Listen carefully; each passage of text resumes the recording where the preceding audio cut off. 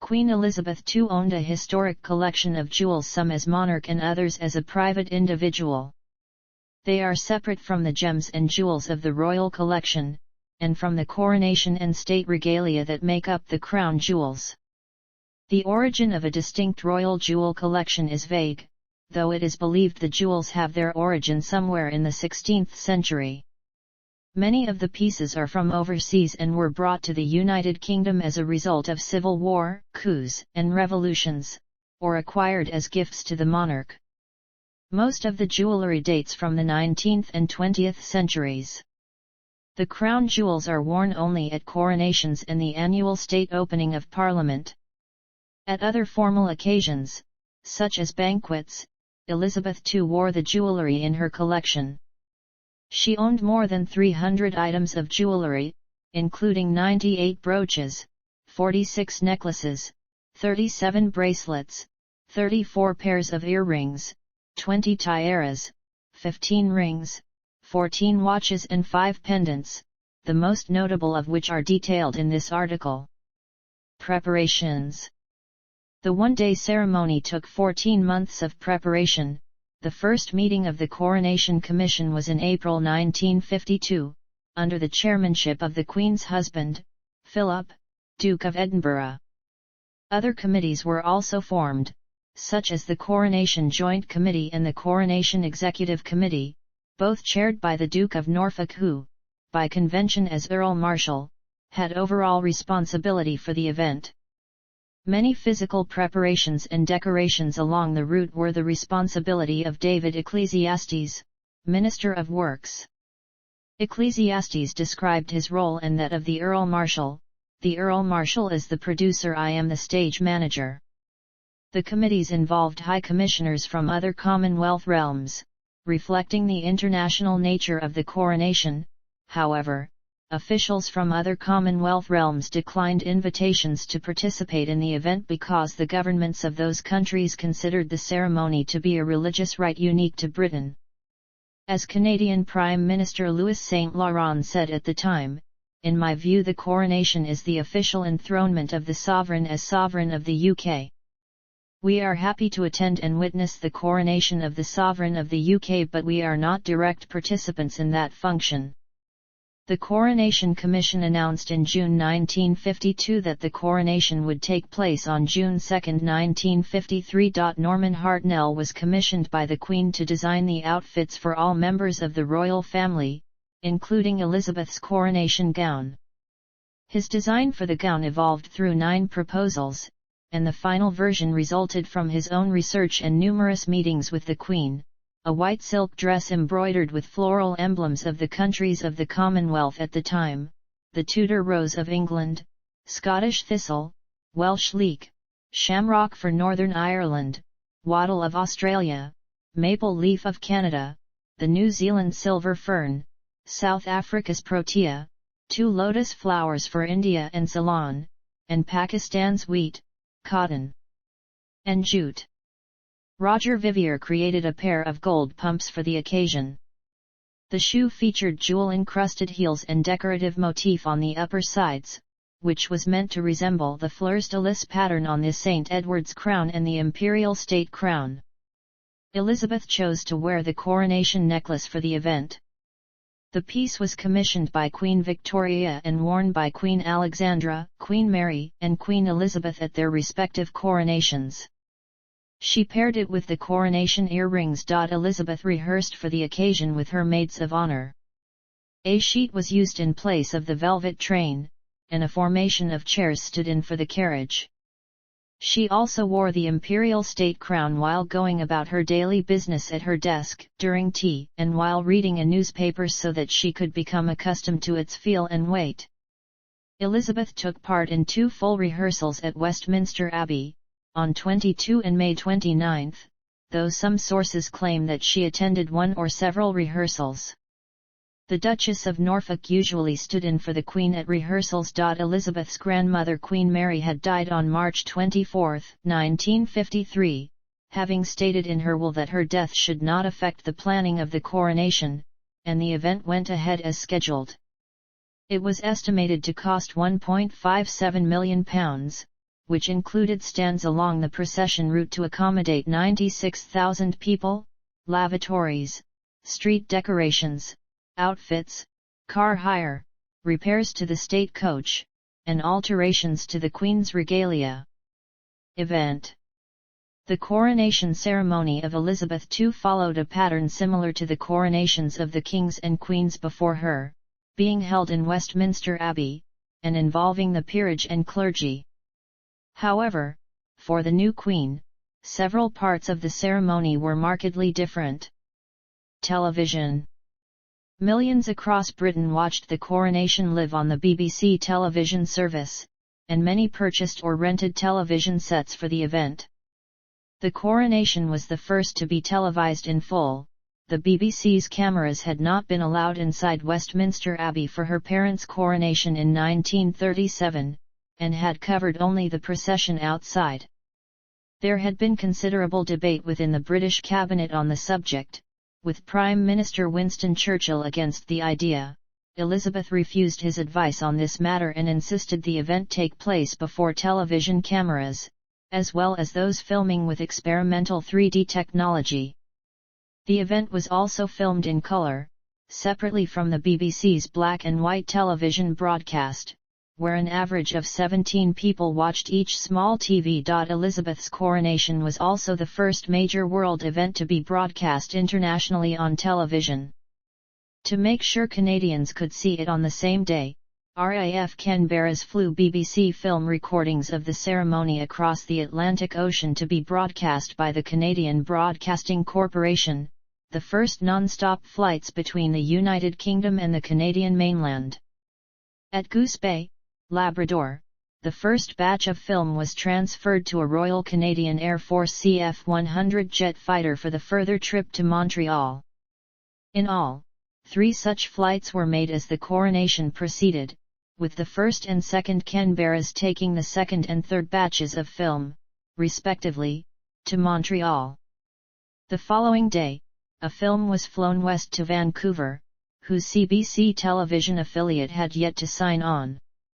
The film was escorted by the RCMP to the Peace Arch border crossing, where it was then escorted by the Washington State Patrol to Bellingham, where it was shown as the inaugural broadcast of KVOS-TV, a new station whose signal reached into the lower mainland of British Columbia, allowing viewers there to see the coronation as well, though on a one-day delay. U.S. networks NBC and CBS made similar arrangements to have films flown in relays back to the United States for same-day broadcast, but used slower propeller-driven aircraft. NBC had originally planned to carry the event live via Skywave direct from the BBC but was unable to establish a broadcast-quality video link on Coronation Day due to poor atmospheric conditions. The struggling ABC network arranged to retransmit the CBC broadcast, taking the on-the-air signal from the CBC's Toronto station and feeding the network from WBEN-TV, Buffalo's lone television station at the time. As a result, ABC beat the other 2 networks to air by more than 90 minutes and at considerably lower cost. Although it did not as yet have a full-time television service, film was also dispatched to Australia aboard a Qantas airliner, which arrived in Sydney in a record time of 53 hours 28 minutes. The worldwide television audience for the coronation was estimated to be 277 million. Procession. Along a route lined with sailors, soldiers, and airmen and women from across the British Empire and Commonwealth, guests and officials passed in a procession before about 3 million spectators that were gathered on the streets of London, some having camped overnight in their spot to ensure a view of the monarch, and others having access to specially built stands and scaffolding along the route. For those not present, more than 200 microphones were stationed along the path and in Westminster Abbey, with 750 commentators broadcasting in 39 languages. The procession included foreign royalty and heads of state riding to Westminster Abbey in various carriages, so many that volunteers ranging from wealthy businessmen to rural landowners were required to supplement the insufficient ranks of regular footmen. The first royal coach left Buckingham Palace and moved down the Mall, which was filled with flag-waving and cheering crowds. It was followed by the Irish state coach carrying Queen Elizabeth the Queen Mother, who wore the circlet of her crown bearing the Koh-i-Noor diamond. Queen Elizabeth II proceeded through London from Buckingham Palace, through Trafalgar Square, and towards the Abbey in the gold state coach.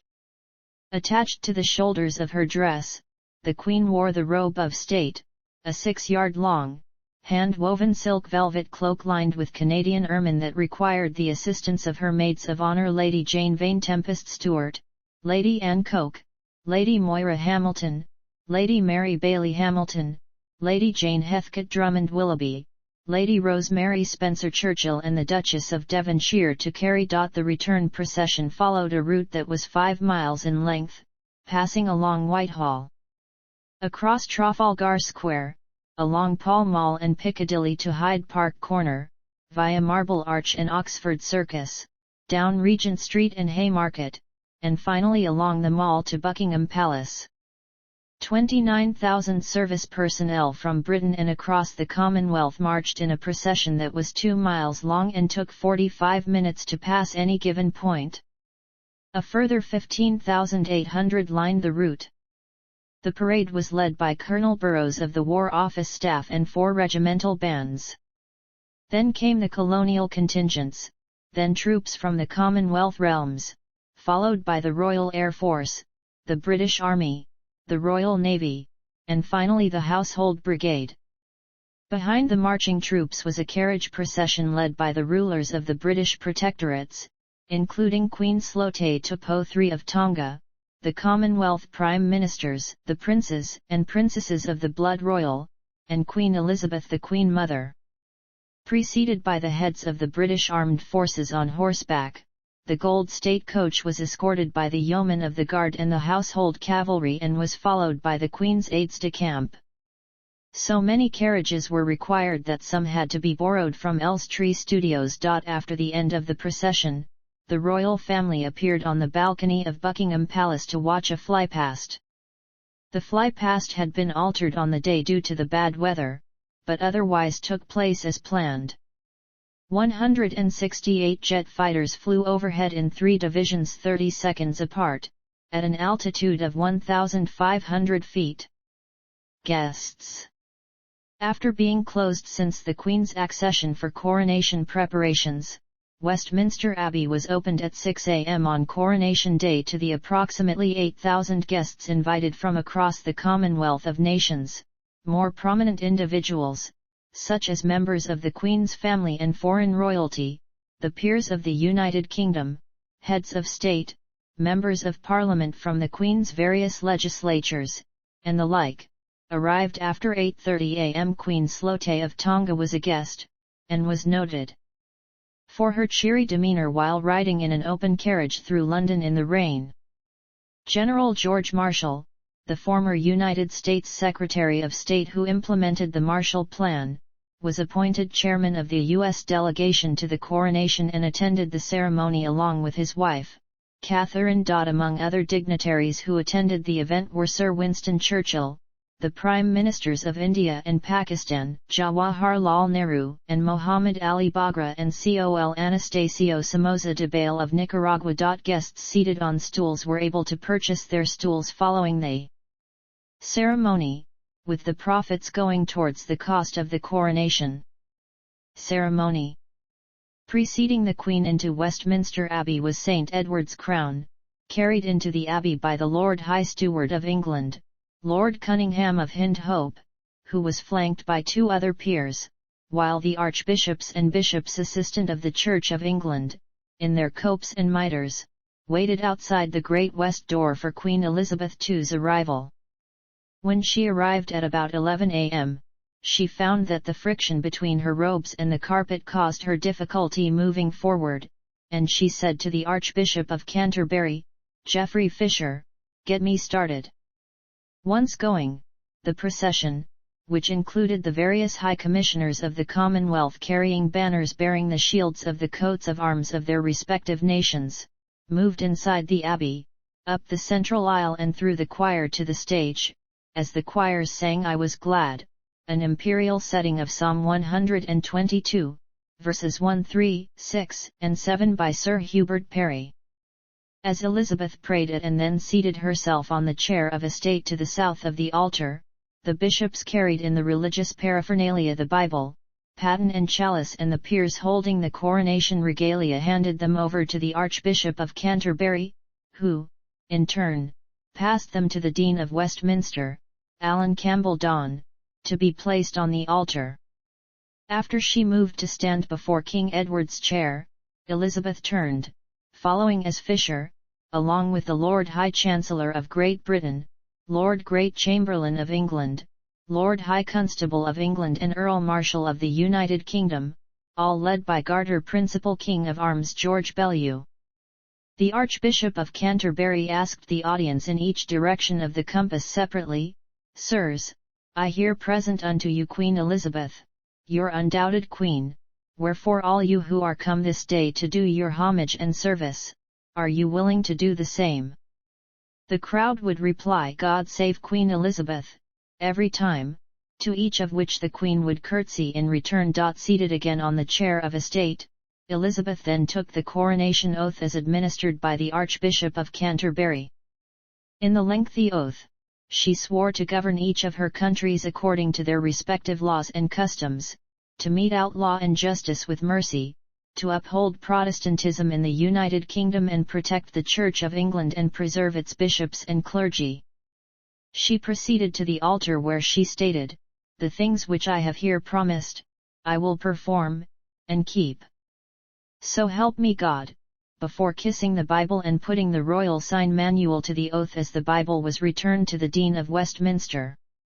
From him the moderator of the General Assembly of the Church of Scotland, James Pitt Watson, took the Bible and presented it to Elizabeth again, saying, "Our gracious Queen, to keep your Majesty ever mindful of the law and the gospel of God as the rule for the whole life and government of Christian princes, we present you with this book, the most valuable thing that this world affords.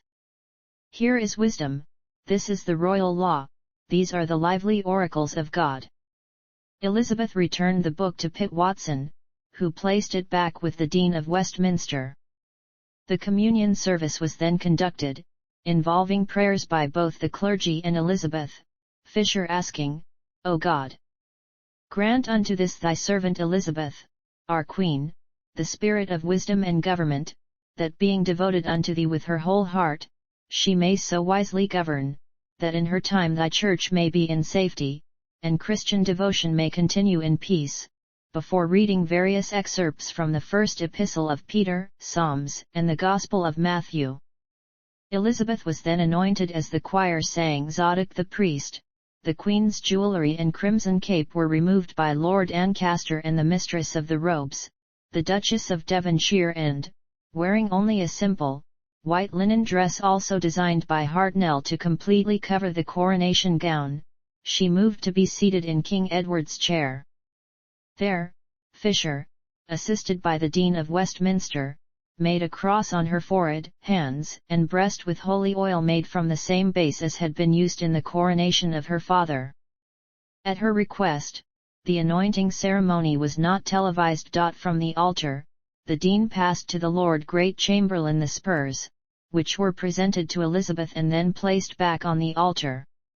The sword of state was then handed to Elizabeth, who, after a prayer was uttered by Fisher, placed it herself on the altar, and the peer who had been previously holding it took it back again after paying a sum of 100 shillings. Elizabeth was then invested with the armills, stole royal, robe royal, and the sovereign's orb, followed by the Queen's ring, the sovereign's sceptre with cross and the sovereign's sceptre with dove. With the first two items on and in her right hand and the latter in her left, Queen Elizabeth II was crowned by the Archbishop of Canterbury, with the crowd chanting "God save the Queen," 3 times at the exact moment St. Edward's crown touched the monarch's head.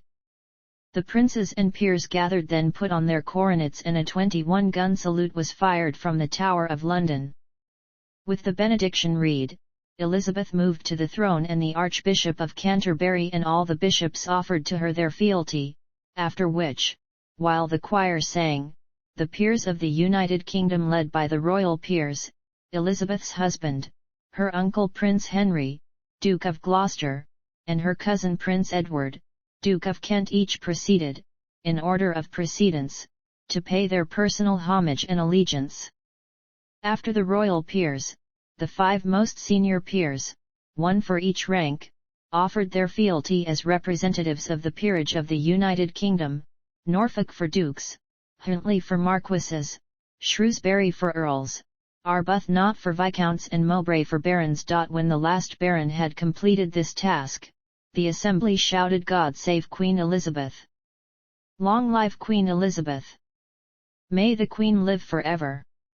Having removed all her royal regalia, Elizabeth knelt and took the communion, including a general confession and absolution, and, along with the congregation, recited the Lord's Prayer. Now wearing the imperial state crown and holding the scepter with the cross and the orb, and as the gathered guests sang "God Save the Queen," Elizabeth left Westminster Abbey through the nave and apse, out the great west door. Music. Although many had assumed that the master of the Queen's music, Sir Arnold Bax, would be the director of music for the coronation, it was decided instead to appoint the organist and master of the choristers at the Abbey, William Mackay, who had been in charge of music at the royal wedding in 1947. Mackay convened an advisory committee with Sir Arnold Bax and Sir Ernest Bullock, who had directed the music for the previous coronation. When it came to choosing the music, tradition required that Handel's Zadok the Priest and Perry's I Was Glad were included amongst the anthems. Other choral works included were the anonymous 16th-century anthem Rejoice in the Lord Alway and Samuel Sebastian Wesley's Thou Wilt Keep Him in Perfect Peace.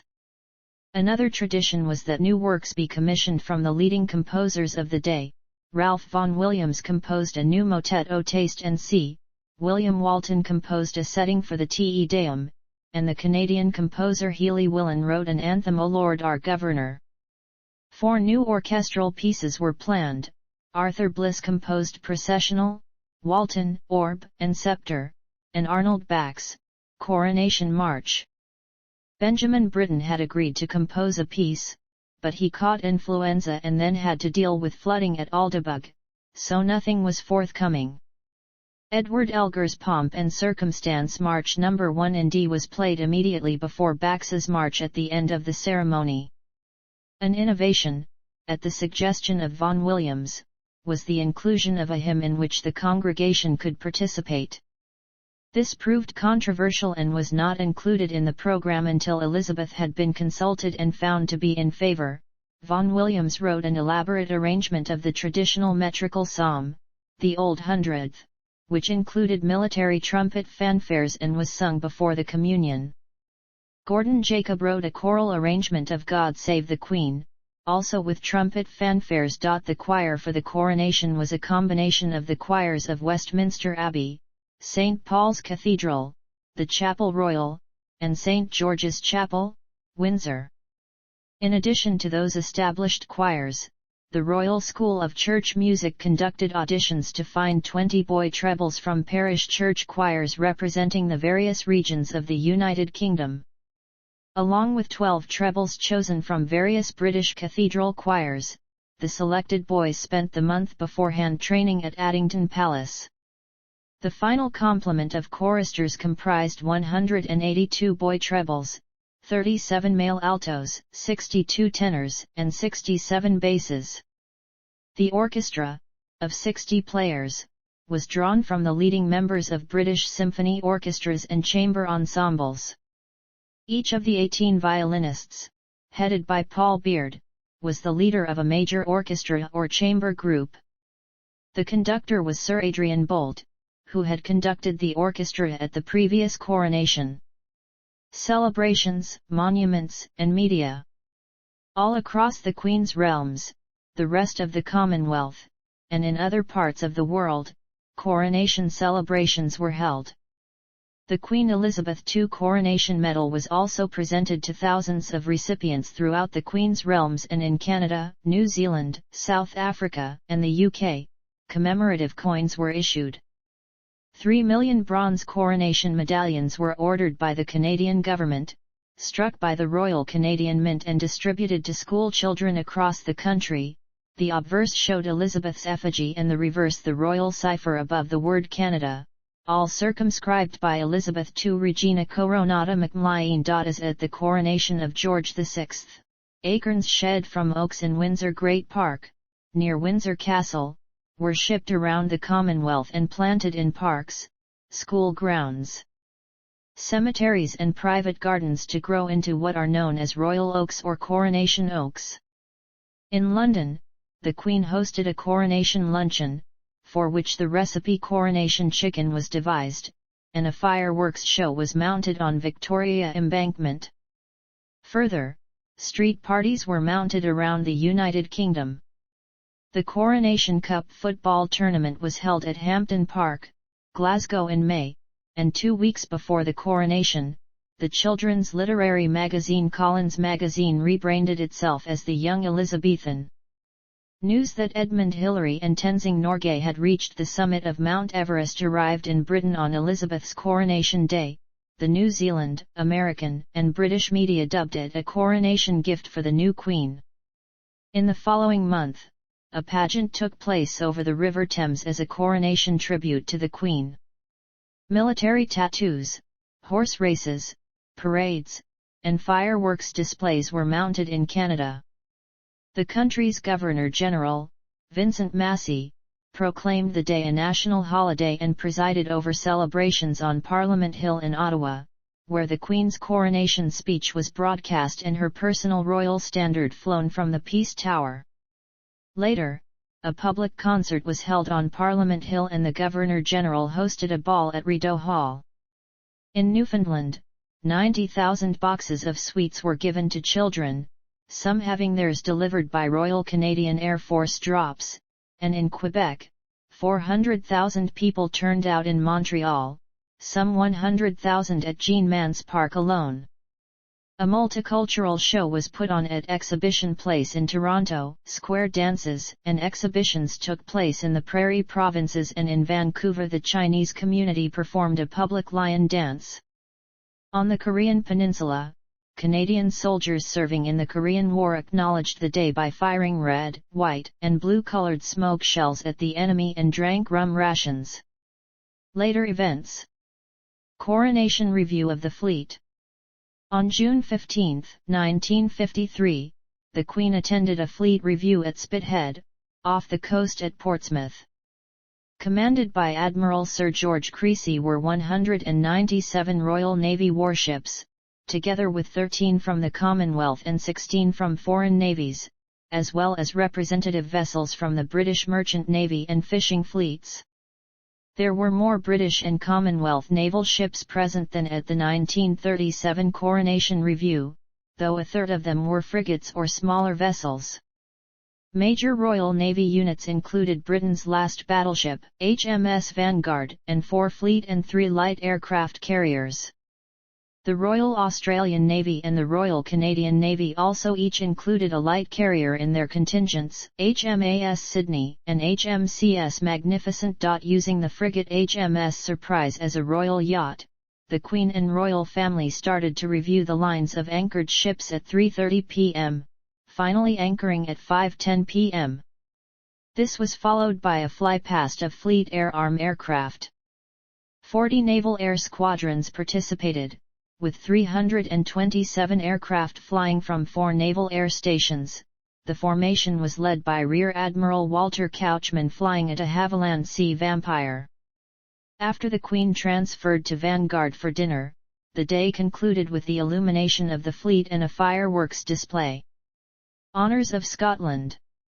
During a week-long visit to Scotland, on June 24, 1953, the Queen attended a national service of thanksgiving at St. Giles Cathedral, Edinburgh, during which she was ceremonially presented with the Honours of Scotland, the Scottish crown jewels. Following a carriage procession through the city escorted by the Royal Company of Archers, the service, led by the moderator of the General Assembly of the Church of Scotland, James Pitt Watson, was attended by a congregation of 1,700 drawn from all sections of Scottish society. The high point of the event was the presentation of the honours, which the Queen received from the Dean of the Thistle, Charles Warr, and then passed the crown of Scotland to the Duke of Hamilton, the sword of state to the Earl of Home, and the sceptre to the Earl of Crawford and Balcarres. It was the first time that this ceremony had been enacted since 1822 during the visit of King George IV. The Queen was dressed in day clothes complete with a handbag, rather than in ceremonial robes, which was taken as a slight to Scotland's dignity by the Scottish press. The decision not to dress formally was made by the private secretary to the sovereign, Sir Alan Lascelles, and Sir Austin Strutt, a senior civil servant at the Home Office. In the official painting of the ceremony by Stanley Curziter, the offending handbag was tactfully omitted. Coronation Review of the RAF. On July 15, 1953, the Queen attended a review of the Royal Air Force at RAF Odiham in Hampshire. The first part of the review was a march past by contingents representing the various commands of the RAF, with Bomber Command leading. This was followed by 4 de Havilland Venoms of the Central Fighter Establishment making the Royal Cipher in skywriting. After lunch, the Queen in an open car toured the lines of some 300 aircraft that were arranged in a static display. She returned to the central dais for the flypast of 640 British and Commonwealth aircraft, of which 440 were jet-powered. The flypast was led by a Bristol Sycamore helicopter which was towing a large RAF ensign, while the final aircraft was a prototype Supermarine Swift flown by test pilot Mike Lithgow. Finally, the skywriting Venom spelled out the word Vivat. See also: List of participants in the coronation procession of Elizabeth II. 1953 Coronation Honours. The Queen's Beasts, heraldic statues placed outside Westminster Abbey representing Elizabeth's genealogy. Canadian Coronation Contingent.